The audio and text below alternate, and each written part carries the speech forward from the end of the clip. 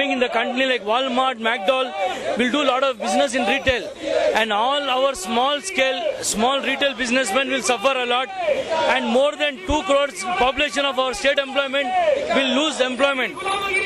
And once FDI comes, vegetable vendors, fruit merchants will all be finished because FDI will be controlling the prices and the lives. So foreign goods will start coming in Indian market, Indian manufacturer will be finished. So we are opposing the FDI. Walmart company is already involved in bribery case. They have bribed the UPA government in center and they have come. Once FDI comes, small persons, labor class, middle class, manufacturers, they all will suffer, will lose employment, price rise will go up. Like East India Company had come, like this they are implementing. Then we have to fight for independence after few years. So we don't want foreign companies to come and control in India. So we are opposing FDI. FDI ನ ವಿರೋಧ ಮಾಡ್ತಾ ಇದೆ. ರಾಜ್ಯಕ್ಕೆ ಅಲ್ಲ, ದೇಶಕ್ಕೆ FDI ಬೇಕಾಗಿಲ್ಲ. ಯಾಕೆ ಬೇಕು FDI ಇನ್ವೆಸ್ಟ್ಮೆಂಟ್? ಇವತ್ತು ಹೊರಗಡೆ ದೇಶದಲ್ಲಿಟ್ಟಿರುವಂತ ನಮ್ಮ ಭ್ರಷ್ಟಾಚಾರಿಗಳ ಹಣವನ್ನ ತಗೊಂಡು ಬಂದ್ರೆ ಸಾಕಾಗಿದೆ. ಇವತ್ತು ಬ್ರಿಟಿಷರು ಹಿಂದೆ ಒಂದು ಈಸ್ಟ್ ಇಂಡಿಯಾ ಕಂಪನಿ ರೀತಿಯಲ್ಲಿ ಬಂದು ಈ ದೇಶವನ್ನೇ ದೋಚಿದ್ರು.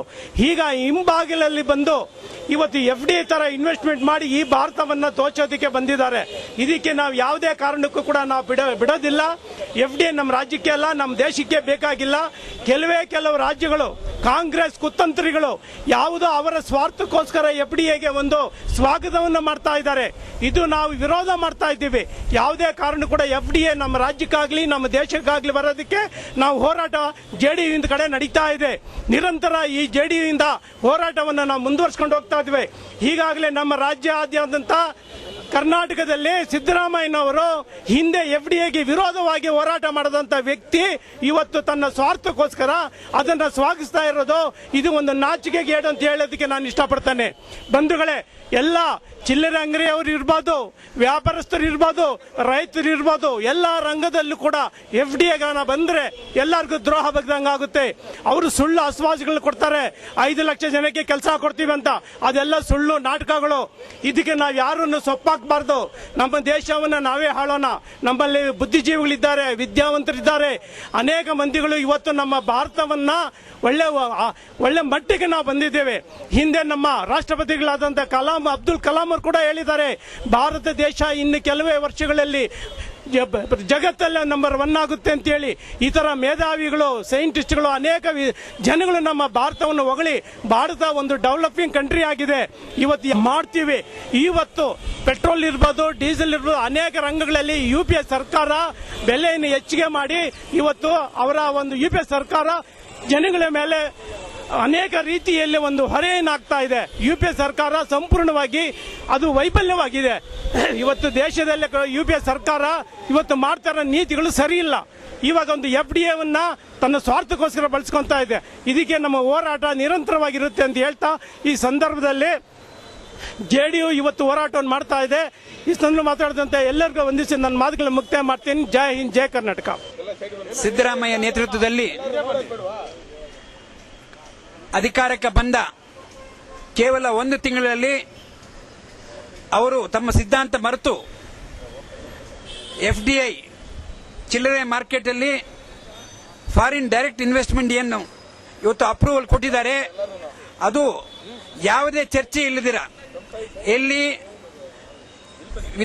ವಿಧಾನಸಭೆಯಲ್ಲಿ ಯಾವುದೇ ಚರ್ಚೆ ಆಗಲಿಲ್ಲ, ಕ್ಯಾಬಿನೆಟ್ ನಲ್ಲಿ ಚರ್ಚೆ ಆಗಲಿಲ್ಲ. ಅವರು ಡೆಲ್ಲಿಗೆ ಹೋದರು. ಮನಮೋಹನ್ ಸಿಂಗ್ ನನ್ನ ಚರ್ಚೆ ಮಾಡಿದ ತಕ್ಷಣ, ಮಾಂಟೆಕ್ ಸಿಂಗ್ ಅಹ್ಲುವಾಲಿಯಾ ಜೊತೆ ಚರ್ಚೆ ಮಾಡಿದ ತಕ್ಷಣ, ರಾಹುಲ್ ಗಾಂಧಿಯನ್ನು ಚರ್ಚೆ ಮಾಡಿದ ತಕ್ಷಣ, ಹಾಗೆ ಸೋನಿಯಾ ಗಾಂಧಿ ಚರ್ಚೆ ಮಾಡಿದ ತಕ್ಷಣ ಈ FDI ರಿಟೈಲ್ ಅನ್ನು ನಮ್ಮ ಮೇಲೆ ಹೇರ್ತಾ ಇದ್ದಾರೆ. ಇದರಿಂದ ಏನಾಗುತ್ತಂದ್ರೆ 2.5 ಕೋಟಿ ಜನ ಇವತ್ತು ಚಿಲ್ಲರೆ ಮಾರ್ಕೆಟ್ ಅಲ್ಲಿ ಸಣ್ಣ ಸಣ್ಣ ವ್ಯಾಪಾರಸ್ಥರು, ತರಕಾರಿ ಮಾರುವವರು, ಹಣ್ಣು ಹಂಪಲು ಮಾರುವವರು ಇವತ್ತು ಅವರಿಗೆ ನೌಕರಿ ಸಿಗ್ತಾ ಇದೆ. 2.5 ಕೋಟಿ ಜನ, 6 ಕೋಟಿ ಜನಸಂಖ್ಯೆಯಲ್ಲಿ 2.5 ಕೋಟಿ ಜನ ಇವತ್ತು FDI ಬಂದ್ರೆ 1 ಲಕ್ಷ ಕೋಟಿ ಎಷ್ಟು ಭ್ರಷ್ಟಾಚಾರ ಆಗ್ತಿದೆ. ಇವತ್ತು ಚಿದಂಬರಂ ಅವರ ಎಷ್ಟು ಹಣ ಮಾಡಿದ್ದಾರೆ, ಸ್ವಿಸ್ ಬ್ಯಾಂಕ್ ಅಲ್ಲಿ ಎಷ್ಟು ಹಣ ಇದೆ, ಅಥವಾ ಕಲ್ಪನಾಥ್ ಅವರು ಎಷ್ಟು ದೊಡ್ಡ ಹಣ ಮಾಡಿದ್ದಾರೆ, ಅಥವಾ ಕಾಂಗ್ರೆಸ್ ನಾಯಕರು ಇವತ್ತು ಎಷ್ಟು ಕೋಟಿ ರೂಪಾಯಿ ಸ್ವಿಸ್ ಬ್ಯಾಂಕ್ಗಳಲ್ಲಿ ಇಟ್ಟಿದ್ದಾರೆ, ಎಲ್ಲ ಆಚೆ ಬರಬೇಕಾಗುತ್ತೆ. ಆದ್ದರಿಂದ ಮುಂದಿನ ಚುನಾವಣೆಯಲ್ಲಿ ಕಾಂಗ್ರೆಸ್ಗೆ ಒಳ್ಳೆ ಪಾಠ ಕೊಡಬೇಕಾಗುತ್ತೆ. ಇವತ್ತು ಅನೇಕ ರೀತಿ ಟ್ಯಾಕ್ಸ್ಗಳು ನಮ್ಮ ಮೇಲೆ ಹಾಕ್ತಾ ಇದ್ದಾರೆ, ಅನೇಕ ರೀತಿ ಇವತ್ತು ಬೆಲೆ ಏರಿಕೆ ಗಗನಕ್ಕೇರ್ತಾ ಇದೆ. ಈ ಬೆಲೆ ಏರಿಕೆ ವಿರುದ್ಧವಾಗಿ ನಾವು ಹೋರಾಟ ಮಾಡಬೇಕಾಗುತ್ತೆ ಸ್ನೇಹಿತರೆ. ಇಡೀ ಕರ್ನಾಟಕ ಬಂದ್ ಮಾಡಬೇಕಾಗುತ್ತೆ ಎಲ್ಲರೂ ಸೇರಿ, ನಾವೊಬ್ಬರೇ ಅಲ್ಲ. FKCCI ಅವರೆಲ್ಲ ನಮ್ಮ ಜೊತೆಗಿದ್ದಾರೆ. ಅನೇಕ ಎಲ್ಲ ಸಣ್ಣ ವ್ಯಾಪಾರಸ್ಥರ ಎಲ್ಲರನ್ನು ಒಗ್ಗಟ್ಟು ಮಾಡೋಣ. ದೊರೆಸ್ವಾಮಿ ಅವರು ಇವತ್ತು ಫ್ರೀಡಂ ಫೈಟರ್, ಅವರು ನಮ್ಮ ಜೊತೆಗೆ ಬರ್ತಾರೆ. ಈ ರೀತಿ ಅನೇಕರು ಎಲ್ಲ ಪಕ್ಷಗಳು, ಕಮ್ಯುನಿಸ್ಟ್ ನಾವು ಆಹ್ವಾನ ಮಾಡ್ತೀವಿ. ಈ ಒಂದು ಹೋರಾಟಕ್ಕೆ ಎಲ್ಲರೂ ಬರಬೇಕಾಗುತ್ತೆ. ಯಾವ ರೀತಿ ತಾವು ನೋಡಿದ್ರಿ, ಬಸ್ ದರಗಳು ಯಾವ ರೀತಿ ಏರಿಸ್ತಾ ಇದ್ದಾರೆ. ಒಂದು ಕಡೆ ಬೆಲೆ ಏರಿಕೆ ಒಂದು ಕಡೆ ಜಾಸ್ತಿ ಆಗ್ತಾ ಇದೆ, ಇನ್ನೊಂದು ಕಡೆ ಎಲ್ಲ ತರಕಾರಿ ಬೆಲೆ ಜಾಸ್ತಿ ಆಗ್ತಿದೆ, ಅಕ್ಕಿ ಬೆಲೆ ಜಾಸ್ತಿ ಆಗ್ತಾ ಇದೆ. ಯಾಕೆ ಈ ರೀತಿ ಆಗ್ತಿದೆ ಅಂದ್ರೆ ಇದು ಮನಮೋಹನ್ ಸಿಂಗ್ ಅವರ ಆರ್ಥಿಕ ಅವರ ನೀತಿ ಇದೆಯಲ್ಲ, ಆರ್ಥಿಕ ನೀತಿ, ಅದು ಕೇವಲ ಬೆಲೆ ಏರಿಕೆ ನೀತಿ ಆಗಿದೆ. ಇಡೀ ದೇಶ ಇವತ್ತು 174 ಕೋಟಿ ಬಿಲಿಯನ್, ನಮ್ಮ ಹತ್ರ ಇರೋದು ಕೇವಲ 285 ಬಿಲಿಯನ್ ಮಾತ್ರ ಫಾರಿನ್ ಎಕ್ಸ್ಚೇಂಜ್ ಇದೆ ಇವತ್ತು. ಅದರೊಳಗೆ 174 ಕೋಟಿ ಅಷ್ಟು ಮುಂದಿನ ವರ್ಷ ನಾವು ಕೊಡಬೇಕಾಗುತ್ತೆ. ಅದಕ್ಕೆ ಡಾಲರ್ ಇವತ್ತೇನಾಗಿದೆ 60 ರೂಪಾಯಿಗೆ ಹೋಯ್ತು. ಅದೇ NDA ಸರ್ಕಾರ ಇದ್ದಾಗ 35 ರೂಪಾಯಿಯಲ್ಲಿ 32 ರೂಪಾಯಿಲಿತ್ತು. ಯಾಕೆ ಕೇವಲ 7 ವರ್ಷದಲ್ಲಿ ಅದರ ಡಬಲ್ ಟ್ರಿಬಲ್ ಆಗ್ತಾ ಇದೆ, ಅಂದ್ರೆ 100ಕ್ಕೆ 100ರಷ್ಟು ಏರ್ತಾ ಇದೆ. ಕೇವಲ